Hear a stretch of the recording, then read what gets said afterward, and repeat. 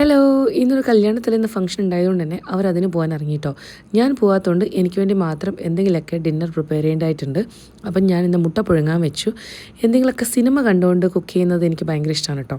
ഞാൻ സമ്മന്ത എൻ്റെ favourite actress ആയതുകൊണ്ട് തന്നെ അവരുടെ ഒരു പഴയ സിനിമ ഇരുന്ന് കാണുമായിരുന്നു കേട്ടോ.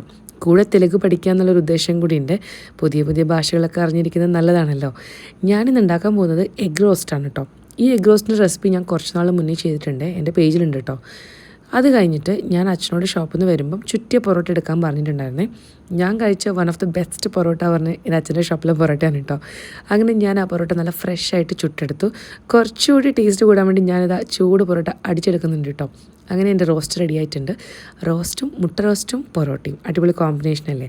അങ്ങനെ ഫിലിമിൻ്റെ ക്ലൈമാക്സ് ആയിരുന്നു. അതും കണ്ടുകൊണ്ട് ഞാൻ ഡിന്നർ കഴിച്ചു. അപ്പോഴേക്ക് ഇതാ എല്ലാവരും എത്തിയിട്ടുണ്ട് കേട്ടോ. കൺമണി ഓരോ വിശേഷമൊക്കെ പറയായിരുന്നു. അപ്പോഴേക്കും അച്ഛന് ഗുളിക കഴിക്കേണ്ട സമയമായി. അച്ഛന് ഗുളിക കൊടുക്കാൻ കൺമണിക്കല്ലാതെ വേറെ ആർക്കും അവകാശമില്ല കേട്ടോ. അങ്ങനെ അതൊക്കെ കഴിഞ്ഞ് കുറേ കളിയും കാര്യങ്ങളൊക്കെ ആയിരുന്നു. ഇനി നമുക്ക് ഉറങ്ങാം. അപ്പോൾ അത്രയുള്ളൂ, നാളെ കാണാം. Bye bye.